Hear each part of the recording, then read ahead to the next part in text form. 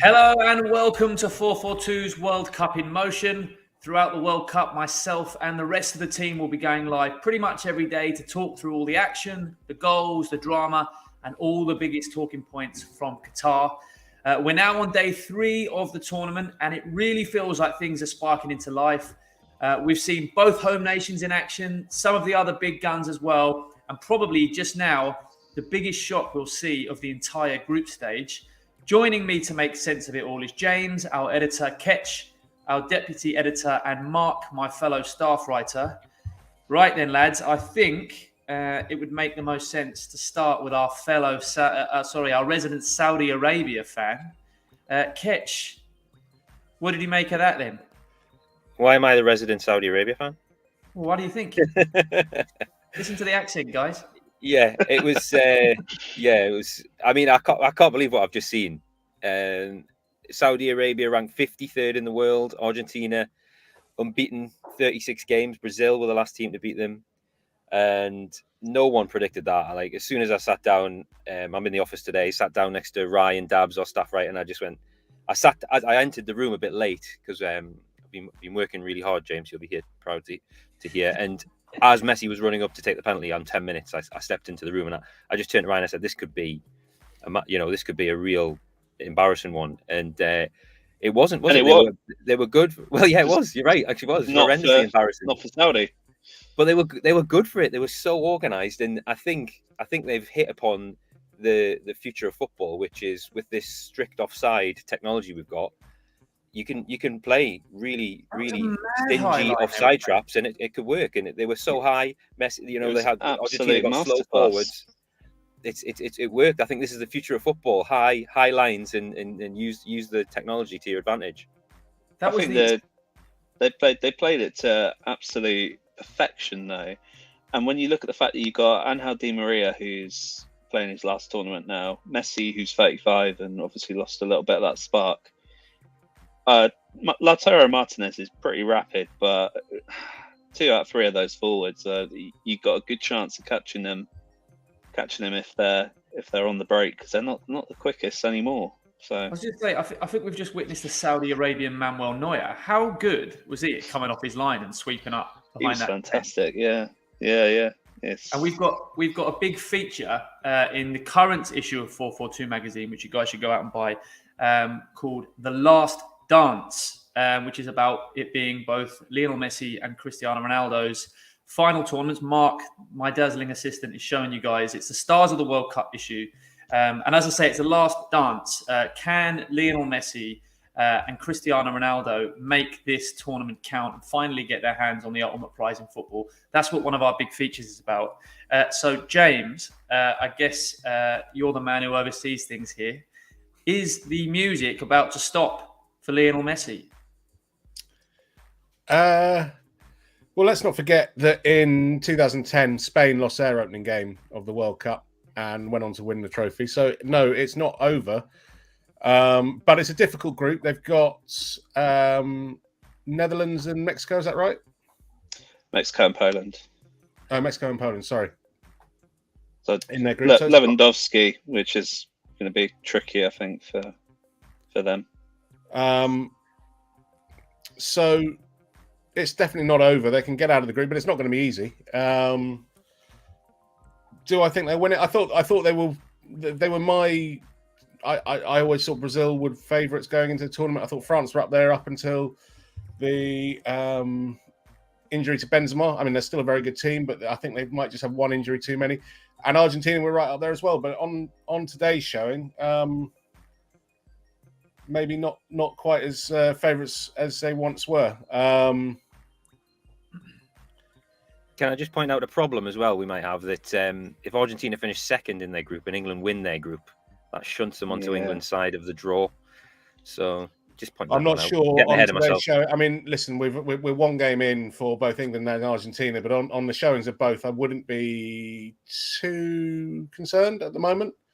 On the plus side, we won't have to play Saudi Arabia. I'd be more worried about it. I think defensively for England, there are still a few. Well, I'm sure we'll come on to England in a bit, but I think defensively there are a few question marks still, based on yesterday's performance. But I didn't see too much today that would worry me if I was an England fan. I think England showed attacking wise yesterday that they can get at teams, and I think that if they did end up playing Argentina, I don't think there's too much to worry about. Now, you sent a tweet, I think, yesterday, James. May have also just been in our work chat about a Harry Maguire penalty shout from yesterday. Now, we will get onto England in a minute, but the reason I bring it up is because we've just seen quite a hilarious scene between Graham Souness and Roy Keane arguing about penalties. The one that Lionel Messi scored for Argentina in that game. It was from a similar sort of foul, although it wasn't a foul, in the England match. A defender with his arms all around the striker, sort of dragging him to the ground from corner. And I know you think Harry Maguire should have been given one yesterday. So my question really is there massive inconsistencies in the refereeing at this tournament? And do you think that was a penalty in the Argentina game just now? Yes, I think it was a penalty in the Argentina game. And yes, I think it was a penalty on Harry Maguire yesterday as well. Yeah, I mean, neither defender had eyes on the ball. Both defenders had their arms wrapped around the opposition player. I thought they were both penalties. It does seem an odd time for officials to be sort of, at a World Cup to be trying out, new rules or initiatives on sort of grappling in the box. Maybe, could have tried that last year, before the tournament started. But I think as football fans, all you want is consistency. And with VAR, that's what we hoped we'd get. I don't even know, and I don't know for sure, but was the Harry Maguire one even checked? I'm not sure. It didn't seem like it. The penalty that was given against England yesterday on John Stones for shirt pulling, it looked harsh, but he was pulling his shirt. So, I can see why that was given. But I definitely felt Harry Maguire's was a penalty as well. And especially when you see today's, I think it is frustrating when you just see the inconsistency. And you've mentioned just now, James, referees trying out new things at this tournament. And it isn't only isolated to the realm of penalties from corners and things like that, because there's also been a couple of other funny things. One is social media went into meltdown a bit, noticing that the referees now have their names across the back of their shirts, a little bit like players. I don't know if young fans are going to start wearing those in school playgrounds or something, but it's a bit weird. And also, Bolton 10. Yeah, it's absolutely mad. And also the fact that 59 minutes were added on as injury time to either half across the 3 games yesterday. I think there was 24 minutes or something mad in the England game. Mark, what the hell is going on? Well, growing up in a household in which my dad is a rugby fan and doesn't particularly like the football, I've had to endure a lot of, over the years, hearing, do you think they should have a sin bin in football? Or do you think there's enough respect for the referee in football? And all these laws that they have in rugby that I get thrown at me. And he's always said they should stop the clock in football. They should stop the clock and add on proper time. And I think we've seen why that is daft, basically, because there's something sacred about the 90 minutes plus 4 or 5 minutes of added time. Okay, that's gone up to like 6 or 7 sometimes with, incidents that happen.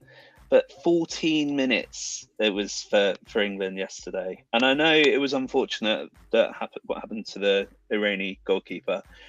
But it's far too much added time for me. That's my opinion.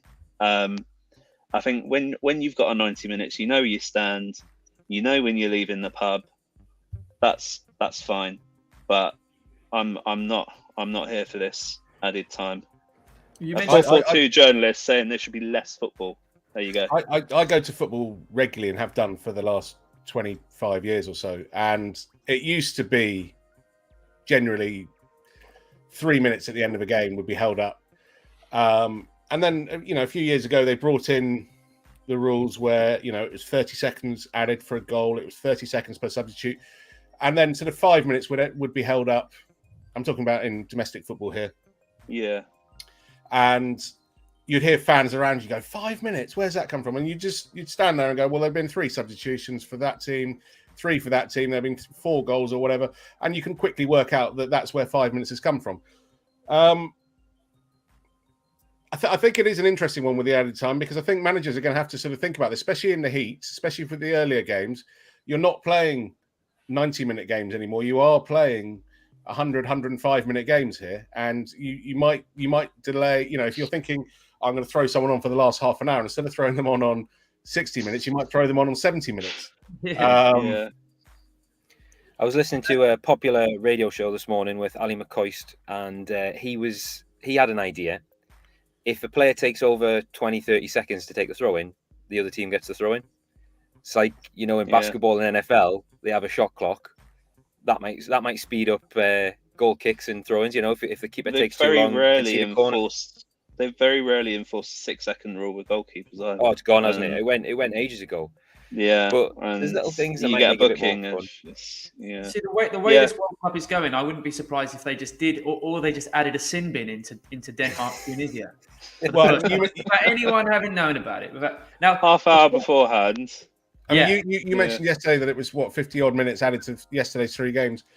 I mean, I noted down while watching the last game between Argentina and Saudi Arabia that when the board went up, which was for 9 minutes, I believe.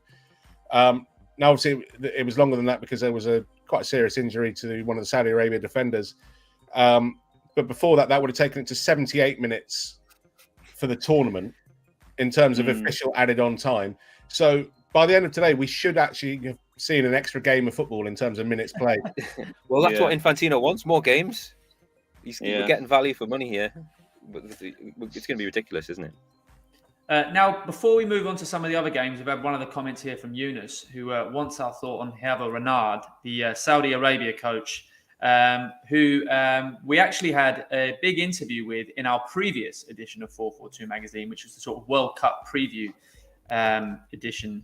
Now, he's had a storied career. He's currently at Saudi Arabia. Today was possibly his greatest ever result with the national team, given the magnitude and the size of the opposition. But he's managed teams including Zambia, Angola, Ivory Coast, Lille. He's been all around the world. How impressive was today's result, do you think, in such a long and storied career, as I've said, Ketch? Yeah, amazing. He's won 2 African nations in his career with Zambia and Ivory Coast.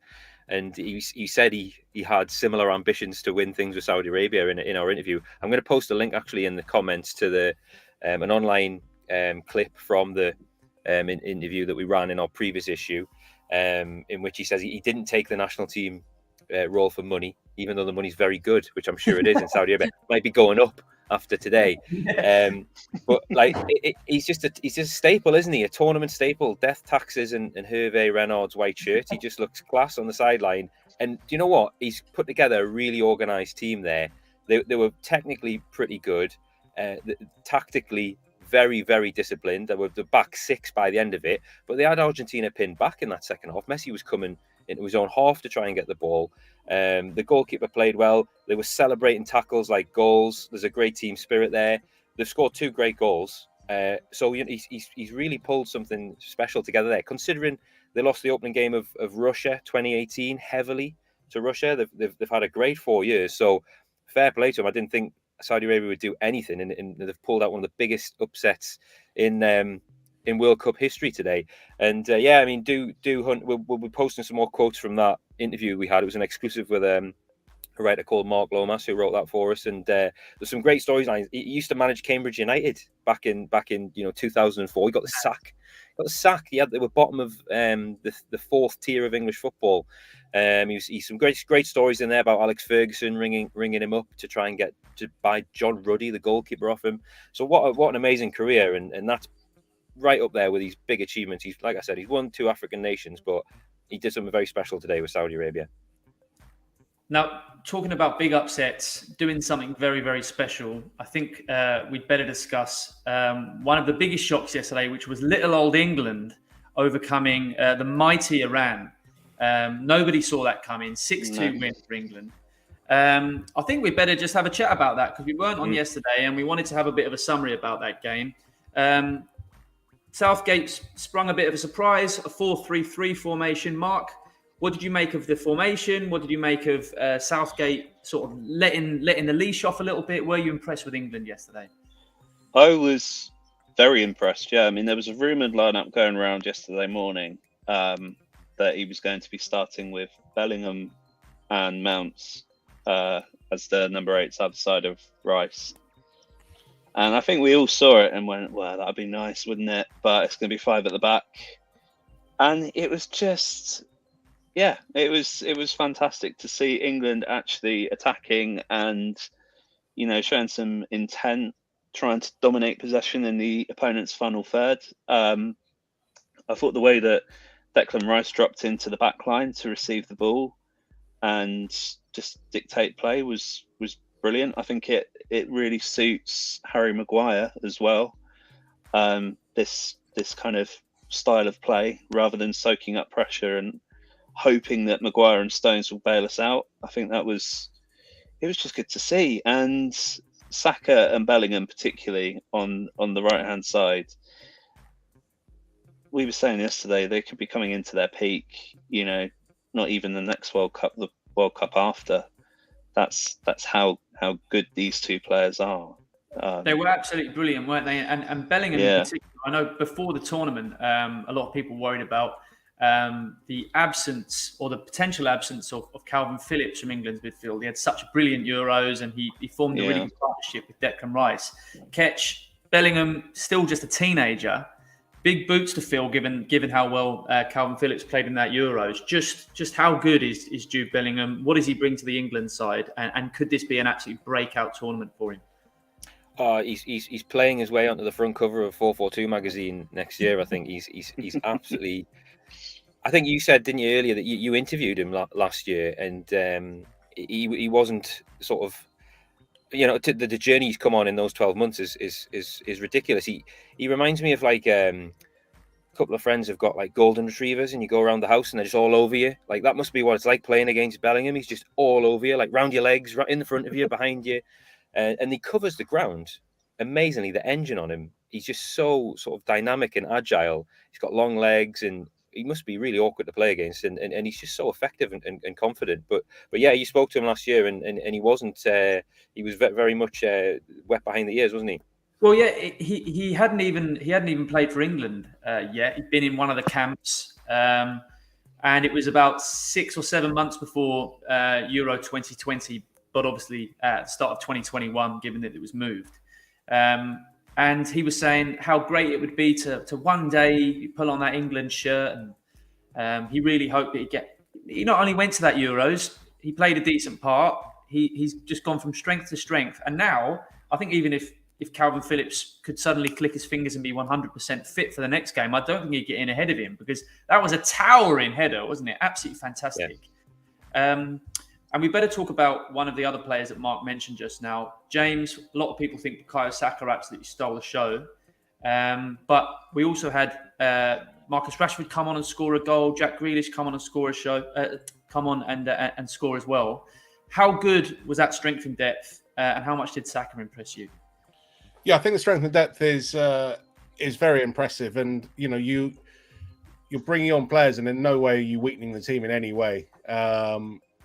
And I think, you know, we'll find out more in the coming days. But I think that the squad depth will really prove very important for all teams in this tournament. And those teams with that depth will be the ones who go the furthest. Saka was very impressive. And, you know, just mentally as well, I've got no idea how tough it was for him 18 months ago after he missed that penalty. Same for Rashford. I imagine it was horrific. And there may well have been a part, I mean, there may not have been, but there may well have been a part of him that thought, do you know what? I might just, you know, I get supported at Arsenal.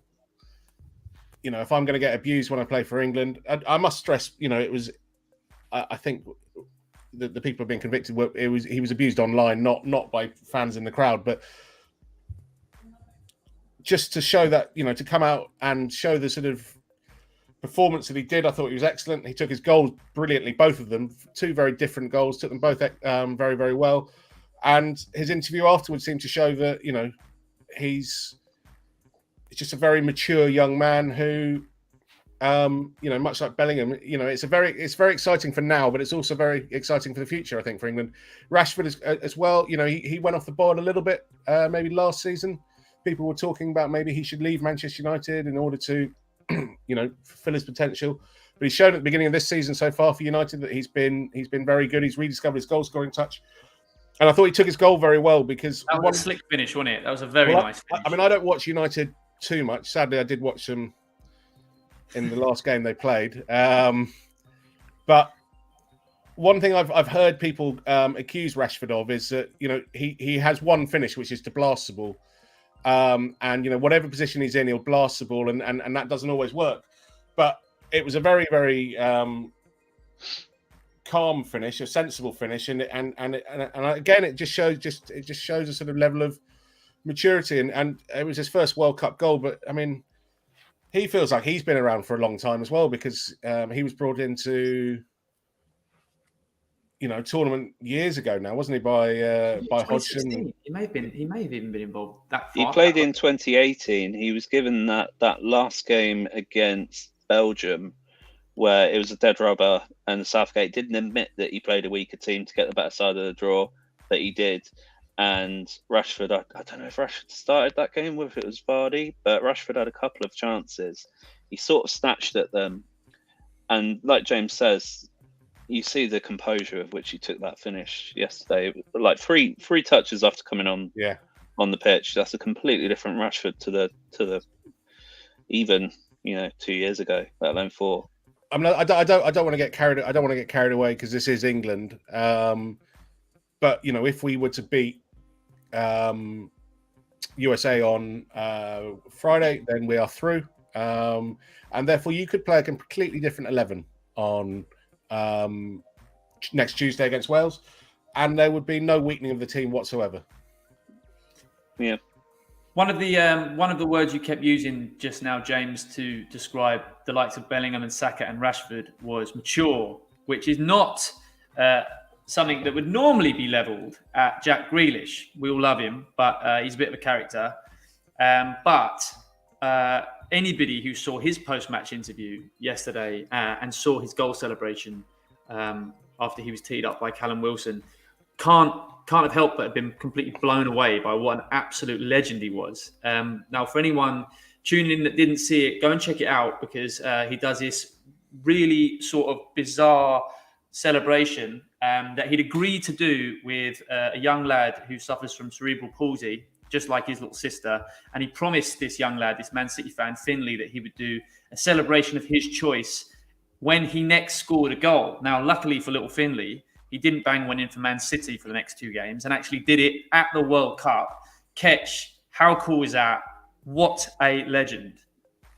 I mean, can you imagine being Finley at school today and an England player has just scored in the World Cup and dedicated a celebration to you? So it's really amazing. And, the backstory there with Grealish, having a personal connection for that illness and just really special. Like, England players are under so much pressure with all the noise of being at a tournament as an England player anyway.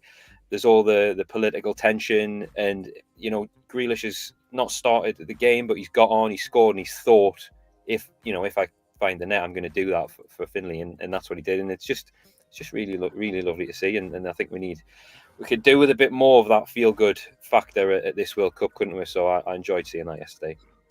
Ed, I think you mentioned about sort of Grealish's reputation, and I think maybe he does have a reputation, but I think I've certainly heard this isn't the first time he's done this kind of thing. I think he's a very kind and compassionate person who does care about fans and does care about, I've seen various sort of mobile phone footage of him going into Man City where, he doesn't know he's been filmed and going and speaking to young disabled fans and signing bits and pieces and not doing it for the cameras. And I think he doesn't, and I've heard stories on the radio about, things he's done for families and stuff. It's not, he doesn't seek the publicity, but I think he just does it naturally. And I think he may well have a reputation that is probably unfair. There was that time, when he was at Villa, and I think, was it during lockdown or whatever, and he went drinking with former Villa striker Ross McCormack around at his flat and stuff. But I think deep down, he's a genuinely good person. And every now and again, those sort of glimpses of why he's such a good person come out, and quite rightly those moments should be celebrated. But I don't think for a second he does it for the publicity, and I think he maybe we should take a step back, or just as a society and as a media, we should take a step back and maybe not judge him on the odd little thing that he might do wrong as a young man, and maybe take a little bit of time to see what he does do for young fans and in the community. Now, speaking of very good people and very good deeds, what Jack Grealish did was very nice, of course, but I think what Callum Wilson did to not shoot and actually tee him up for that moment is the thing that really deserves a knighthood there. I'm going to have to go back to you, Ketch, because he's one of your Toon boys. What the hell was he doing passing that ball? Team first, isn't it? And I think it was probably the right thing to do. That was the better option, and just proving he's a team player. It's nice to see. It suggests that this England team is more than about individuals. Kane yesterday didn't score; he got 2 assists. I think it's just that's the way it is. Just get the goal difference up, and I think he just saw his teammate in a better position to score, and he laid it on for him. So, nice guy, Callum Wilson. Would Newcastle strikers like Alan Shearer and Jackie Milburn have done the same? Probably not. But Chef Kikuchi would have. He would have blasted it over the bar. It's a different era. It's a different era, but fair play to Callum. I hope he gets another chance, and I hope he does get the score, because it's a great story that he's made it after a terrible couple of years with injuries. Now, one last point I want to make on England before we talk about some of the other teams that have been in action is this armband debate that's been going on. England ultimately chose not to wear these rainbow armbands, and nor did Wales. Gareth Bale didn't wear his either. Must be said, because they were worried about these sanctions from FIFA, they were going to get booked if they wore them. They were basically told that if you wear these sort of inclusive rainbow captain's armbands, you'd be in big trouble. Now, Roy Keane said, and I quote, "Those players should take their medicine, take the yellow cards, make the statement." Mark, what do you make of the whole armband debate? Do you think Roy Keane is right, or do you think actually it's not really fair to ask players to take a yellow card in such a big tournament? I think that protests are often made against this kind of thing. There have been many incidents in the past in sporting competitions and otherwise where people made protests not knowing what would happen to them. And the Iran team actually have been very, very brave in speaking out about what's going on in their home country. And I think that's the kind of example that perhaps the England team wish that they could have set. I understand from Southgate and Rob Page and the other managers, of course, who will probably decline their captain picking up a yellow card. I can understand that from a footballing point of view, but it feels slightly hollow that they said they would do this, and then on the morning they said that they weren't doing this, and there was no alternative. The alternative for us as viewers in the UK was seeing Alex Scott do it for us on the BBC, which was well appreciated. I thought that was an excellent touch from her. But I don't know. Ed, you're in Europe. Is there any talk of this with Neuer? Because Manuel Neuer in Germany were one of the 7 nations that had agreed to all wear the armband, and I believe the most recent news on that is that he's not going to be wearing it for Germany's opening game. I think maybe if the first 2 captains had actually done it, then there'd have been a bit more pressure for him to go ahead with it. But I'd be very, very surprised if there's a U-turn on that by this stage. On a lighter note, Granit Xhaka was one of the captains who was supposed to be doing it, and as an Arsenal fan, I think it would be the most Granit Xhaka thing for him to start a game on a yellow card. I think it would take the 90 minutes, 110 minutes or however long. It would take it up a level. Watching Arsenal, you always know that Granit Xhaka is a walking yellow card. if he's a walking red card, this game is suddenly high stakes, even though it's a group game fixture. I know football and life doesn't work like this, but had Gareth Bale worn one, he actually did get booked for Wales before he had the chance to equalise. So had the game panned out as it did, with Bale being booked in the first minute, if he had worn the armband, he would have been off before winning that penalty and taking that penalty. So, you know, the outcome of yesterday's USA Wales game could have been different. The sad thing is, you know, it really is quite depressing that the captains or the European nations have decided not to do that. They regard getting a yellow card or getting a point deduction more important than defending a human right, which is very, very depressing. But ultimately, I think the fault lies at FIFA. Their stock is really low at the minute, and they should have shown some flexibility here.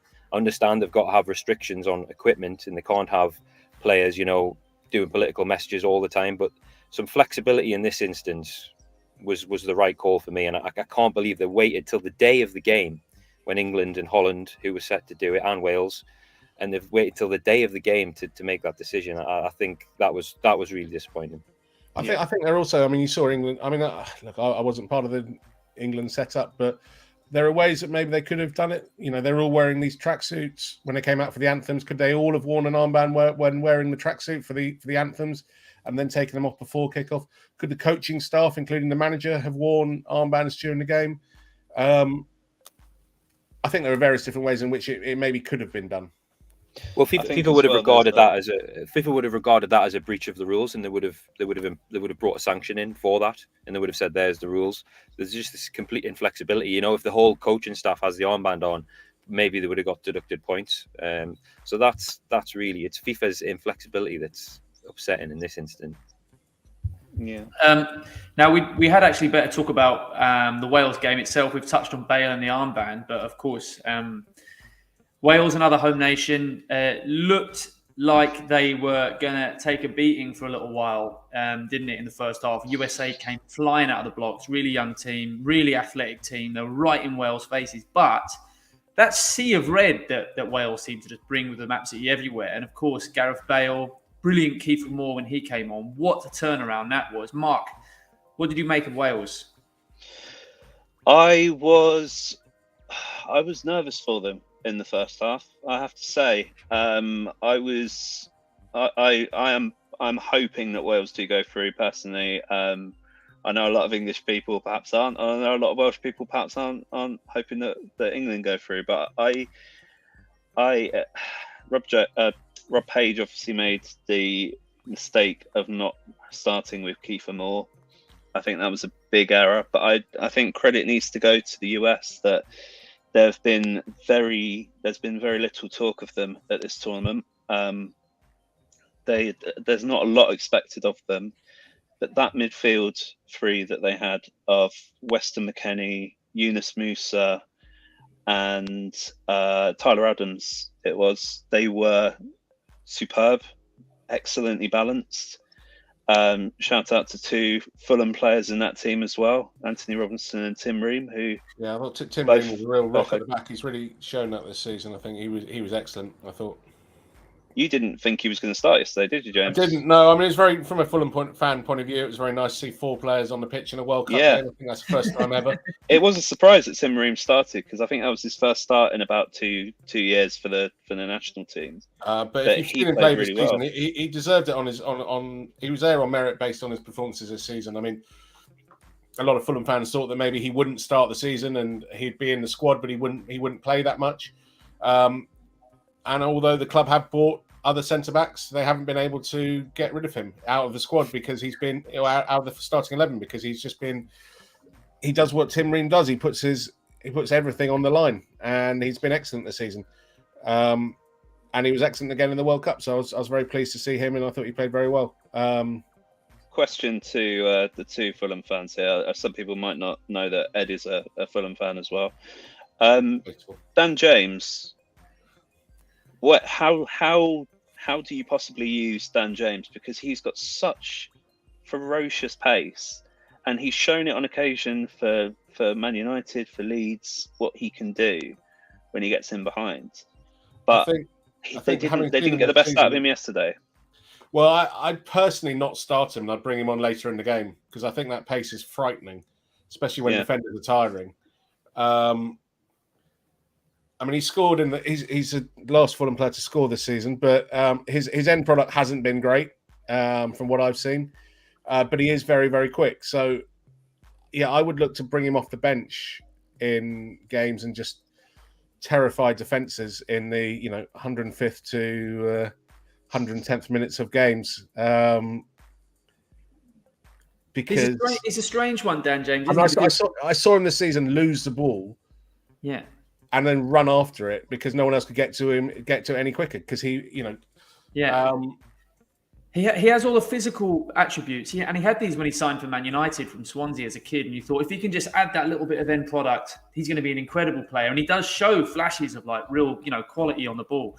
But he's 25 now, and you're thinking, well, if it's not come yet, then maybe technique-wise, the ceiling was always there, and he's just not quite good enough. I actually agree with James. In terms of bringing him on late in games, I think he can be a serious weapon because at the end of the day, you can be as talented as you want, but sometimes dealing with pace is just impossible. And if you've got tired legs and you bring someone like that on, an absolute whippet, and he does press and he does work hard, then he's a fantastic asset to have for your team. But I don't think, England or any of these, slightly bigger nations than the USA will be seriously worried about Dan James. But Gareth Bale, on the other hand, is somebody that I know it was only a penalty, but it was Wales' first goal at a World Cup. I think is it 64 years or 54 years? 64 years. 64 years. Yes, it was a penalty, but that was a pretty big moment, and it was never in doubt, was it, James? It was a great penalty. I mean, the keeper went the right way. Keeper went the right way, but he had no chance. No.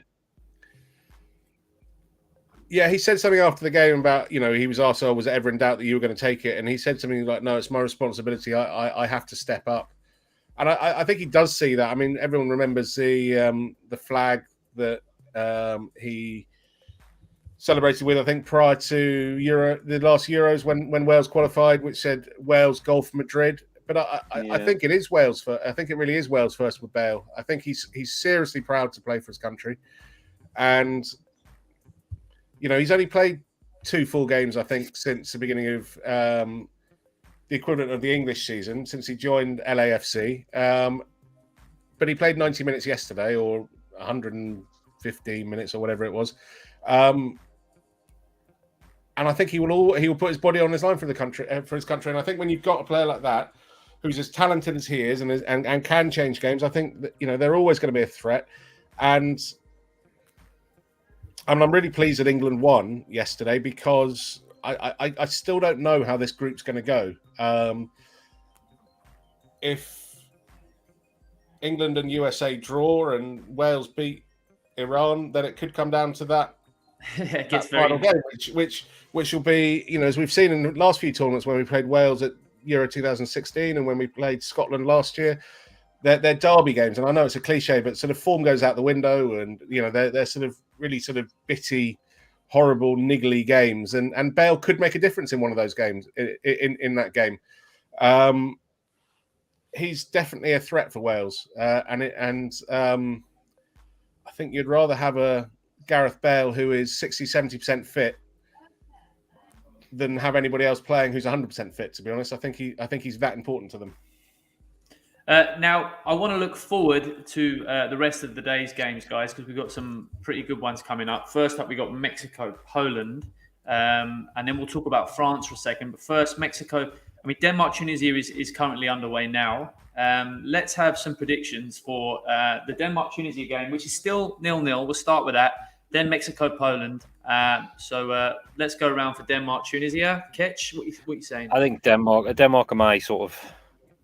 They're not a dark horse. They're a pale horse, and I think they could do well in this tournament. Nice to see Eriksen playing. Amazing story that. So I think Denmark will win this. Still 0-0 as at the time of recording, but I think they'll sneak it by 1 or 2. Mark? Yeah, I agree with Ketch. I would. I think Denmark will do very well in this tournament, but just to temper that expectation slightly, I would say the only thing they don't really have in that team is a really good outlet up top. I think they've got quality across that team. They've got very, very good defenders, good wing backs, but strikers don't fill me with excitement in that team. Denmark to beat Tunisia though. James, you can kick us off with a prediction for Mexico, Poland. Then a little bit later on, bit of an odd one, that in my opinion, really hard to call. It is, yeah. What do you reckon? I mean, I've seen more of Poland, being a European nation than I have Mexico, but yeah, it is a tricky one to call. A lot of Polish hopes will obviously rest on Lewandowski. I don't know. I mean, it could be. I wouldn't be surprised if it was a narrow win either way or a draw. I mean, I'm not really helping you there at all. So no. I'll go with Poland by a goal. When in my family we're doing a sweepstake, right? And as part of it, I asked everybody to send me a striker, a top scorer striker. My granddad definitely doesn't watch much football. Immediately sent back Mexico Henry Martin. So I googled him. Henry Martin. I won't lie. I had to Google him. He is a striker who does play for Mexico. I don't know what he's read or where he's read it, but keep an eye on Henry Martin, everybody, because there must be some reason my grandfather Bernard is a huge Henry Martin fan. What odds did Bernard get on him? I don't know if he's put any money on him. He's just got. He could have had anyone. He could have had Neymar. He could have had Benzema before he got injured. He just bang Henry Martin. Is this the same granddad that played for Northern Ireland, Ed? No. He would have gone for somebody far more. I'm sure. Now let's talk about David Healy. Not in the World Cup. No. Let's talk about the big dogs later on. Then France are in action tonight against poor old Australia, or possibly not. Maybe we'll see another scene like the Tim Cahill swivel goal from the last World Cup, something like that. What do we think about France? They're missing a couple of very, very key men. Obviously, Benzema's out now. N'Golo Kante's out. Paul Pogba isn't playing. They're missing Kimpembe, I think. They're missing Christopher Nkunku, who's the Bundesliga's reigning player of the year. So some massive names missing from that France squad. But of course, as everybody knows, they've got like 6 players deep in every single position. Ket, what do you think about France later? Should Australia be absolutely petrified, or do you think they're weaker than? I don't know. I don't want to manger my words, but I was speaking to Mark yesterday, and we were sort of saying, are France as dangerous as we think? We've actually got a feature in the current issue of 442 about the curse, the winner's curse. It's really difficult to defend a World Cup title and come back 4 years later. And France seem more susceptible to that than most, don't they? Yeah. And you go on about their depth, and it's really being tested. I mean, I'm looking at the injuries. There's like this, and Kante is out, and Pogba and Nkunku. Like, who's going to play in the middle? I know they've got Camavinga and Tchouaméni. After that, they must be, really light on the ground. So, are they as dangerous? They got off to a slow start, but most winners sort of just go about it slowly, don't they? And ease their way into a tournament. They've got a good game to get their teeth into. They should win tonight. But are they as dangerous as they are? I just think when you come back 4 years later and try and defend it, you're relying on older players who are they as hungry to win it again. I don't know. I'm not very convinced by France. I think they'll get out the group. I don't know if they'll win the group. If they do win the group and England win their group, they might meet at some point. So I'm not sure about France, but it's still France, isn't it? So now we do have a man on the ground out in Doha, our very beloved Chris Flanagan. No doubt, absolutely caked in suntan, socks and sandals, wandering around Qatar. He'll be going to all the games, so you guys make sure that you give him a little follow on Twitter. He's tweeting from all the grounds. He's sharing lots of pictures and stories, and he's also writing a bit of a roundup, a bit of a diary of what goes on every day at the World Cup, and we're putting that on 442.com. So be sure to go there and check all of that stuff out. I just posted a link to his piece from yesterday in the comments there, so Make sure you guys head to 442. We've got like the latest news, the latest stories, the funniest videos and sound bites and clips and gossip and everything coming from the World Cup. And of course, as I just mentioned, everything coming directly from Chris, who is our man in the ground in Qatar. And make sure you follow us on social media. But also, we mentioned at the top of the show that we have got another World Cup issue. Mark, can you show it off again? Have you still got the dazzling assistant, Mark? There it is. Check it out. There you go. Get yourselves down the shops and make sure you pick that up. It's got great features. One about Neymar. One, like I said, is The Last Dance, which is all about Messi and Ronaldo's final shot at winning the World Cup. It's got a big A1 wall chart. Interview with Joshua Kimmich. Big Joshua Kimmich, who's going to be in action with Germany later this week. Loads of amazing World Cup content. And of course, as I just mentioned, the World Cup wall chart is giant. Other outlets may say they've got a giant wall chart, but you haven't seen a giant wall chart until you've seen the 442 giant wall chart. I think, Ed, you struck on something there. I think we've seen a lot of publications claim to have giant wall charts, and I bought some of them. And I feel I've been misled. I've been lied to because they're not nearly as big as ours. Ours is huge. No. and he's gone out into the garden and he's got all those other wall charts that weren't quite as big as ours, and he set light to them on his balcony because they're just not worth. They're not worth the wall space. So he's had to get rid of them. But yeah, we'll leave it with the image of James's smouldering back garden. A sea of desecrated wall charts that don't live up to ours. Thank you very much for watching 442's World Cup in Motion.